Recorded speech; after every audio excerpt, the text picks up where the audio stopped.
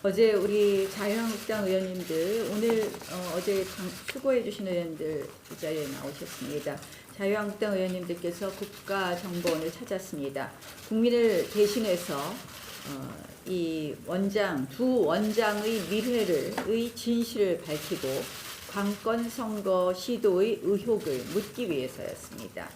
그런데 결국 서훈 원장은 도망가고 말았습니다.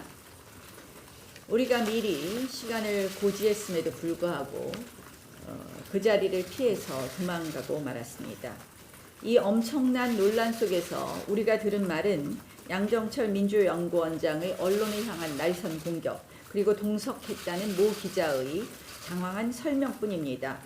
왜 정보기관장의 부적절한 만남에 대한 해명을 기자로부터 대신 들어야 하는지 모르겠습니다. 총선 이야기는 없었다는 모 기자의 해명이 있었습니다. 하지만 시간상으로나 여건상 여전히 독대 가능성을 배제할 수 없습니다. 대한민국 최고 정보 권력자와 민주당 내 최고 공천 실세, 총선 전략가의 어두운 만남 속에서 우리는 당연히 선거 공작의 냄새를 맡을 수밖에 없습니다. 의뢰, 살생부, 뒷조사, 사찰 이런 단어가 떠오릅니다. 기자와의 동석 역시 또 다른 의혹을 증폭합니다. 해당 기자는 대북 담당 기자라고 합니다. 이 대북 정책 관련 핵심 정보는 국정원장으로 모입니다. 그리고 정권 지지율이 떨어지고 위기가 닥치면 북한 관련 이슈를 키워서 여론을 휩쓰는 북소리 정치, 북풍 정치가 내년 선거에서 또다시 반복되는 것 아닌지 하는 의심도 듭니다. 양정철 원장은 실세 중의 실세입니다. 현역 의원 3명을 부원장으로 거느리고 있는 총선 기획 책임자입니다. 국민의 의심의 눈초리는 매우 따갑습니다. 음지에 머물며 소리 없이 헌신해야 할 자리가 국정원장입니다. 여당 선거 전략을 설계하는 곳이 바로 민주연구원장입니다. 이들이 마치 지하 선거 벙커와 같이 여론을 움직이고 선거를 기획하고 있는 것 아닌지 정치 퇴보의 먹구름이 들이오고 있습니다. 지금 국정원장은 도망갈 때가 아니라 이 부적절한 만남에 대해서 국민들 앞에 떳떳이 밝혀야 될 것입니다. 자유한국당이 요구해도 지금 오고 있지 않습니다. 그리고 정보위원회는 민주당이 반대해서 정보위원회가 소집되지 않고 있습니다. 민주당도 마찬가지입니다. 떳떳하다면, 사적인 만남에 불과했다면 왜 정보위원회 소집에는 응하지 않을까요? 결국 국정원장의 도망, 민주당의 이러한 반대 모두 떳떳하지 않다는 것을 보여주는 거라고 생각합니다. 게다가 국정원장은 정말 대한민국 정보기관의 수장입니다. 가장 엄정한 정치 중립 의무가 있습니다. 그리고 국정원 스스로 여러 가지 과거의 역사에 대해서 정치 관여를 하지 않겠다, 정치 개입을 하지 않겠다고 다짐했었습니다. 그런데 앞장서서 이 중차대한 시기에, 이 민감한 시기에 민주당의 총선 기획자와 만났습니다. 매우 부적절한 처신일 뿐만 아니라 국정원장으로서의 정치적 중립 의무를 매우 심하게 위반한 것입니다. 공사 구분 없이 이것은 요구되는 일입니다. 단순히 사적인 만남으로 피해갈 일이 아닙니다. 결국 저희는 요구합니다.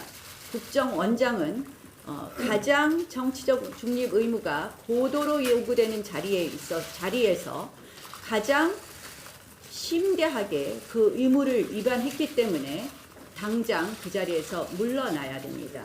국정원장의 사퇴를 촉구합니다. 오늘 제가 몇 가지 좀 말씀드리겠습니다.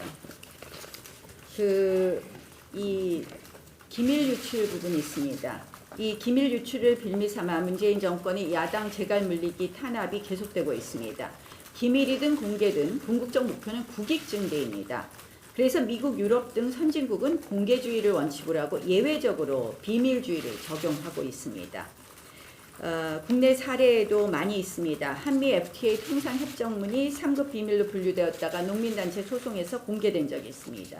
2006년 최재천 의원이 중대한 안보 사항인 NSC 회의록을 공개했는데 최 의원은 아무런 형사 조치도 받지 않았습니다. 이 정권은 전임 정권의 국가 기밀을 들춰내고 폭로해서 보복 정치에 활용했습니다. 그 요란했던 캐비넷 정치 기억하실 수 있을 것입니다. 엄연한 청와대 기록물이자 비밀이었습니다. 또 민간 시민단체 대표가 직접 국회의원도 공개하지 않는 내용을 폭로하고 나서기도 했습니다. 또 문정인 외교안보특보는 여당의 한 포럼에 참석해서 연합훈련에 미군 전략폭격기가 전개되지 않도록 국방부가 미국에 요청했다 하는 내용을 누설하기도 했습니다. 2017년 말에는 한일 위안부 비공개 합의 내용을 공개하기도 했습니다. 정권 출범 후에는 국방부가 최초로 보안심사위원회를 열어서 군사기밀 21건을 공개하기로 의결하기도 했습니다. 국가정보원 적폐청산 TF는 또 어땠습니까? 자, 남이 하면 유출, 내가 하면 폭로입니까? 적반하장입니다. 애초부터 기밀, 보안을 논할 자격이 없는 정부입니다. 보수적 외교부 인사들이 이 부분에 대해서 기밀이라고 이야기했다. 저는 그분들의 충정을 읽을 수 있습니다. 그분들은 이 정권 들어서 외교부의 모든 서류가 낱낱이 공개되는 것에 대해서 그동안 누적된 비분 관계를 이제 말씀하신 것으로 알고 있습니다. 자, 이 모든 사태의 본질은 무능 외교입니다. 그들이 문재인 정권이 한마디로 국익이 훼손된 것이 아니라 그들의 체면이 훼손됐기 때문에 지금 이 야단 법석인 것입니다. 지금 트럼프 대통령 어제 무슨 말씀을 했습니까? 동해를 일본이라고 이야기했습니다. 지금 가장 먼저 책임져야 될 사람은 강경화 장관입니다. 공직사회가 동요하고 있습니다. 이 정책 실종되고 오로지 정권 코드로 공무원 쥐락펴락하는 일 그만하십시오. 이따 산불 대책에서 말씀드리려는데요. 오늘 공무원들 모두 불참 통보를 했습니다. 야당이 오라 했는데 모두 불참 통보했습니다. 차관이 오겠다고 하던 공무원들 부서도 있었는데 지금 국과장도 안 오겠다고 합니다. 왜 이럴까요?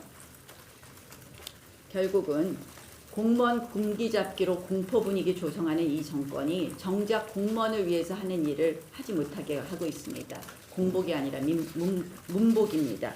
제가 이 문제는 이따가 다시 국회 정상화 관련해서 11시 산불에 의해서 말씀드리겠습니다. 결국 지금 이 공무원 모두 못 가게 하면서 이 국회 정상화 이야기하는데 이따 제가 11시 회의에서 이 부분 다시 말씀드리겠습니다. 이 행안위원들이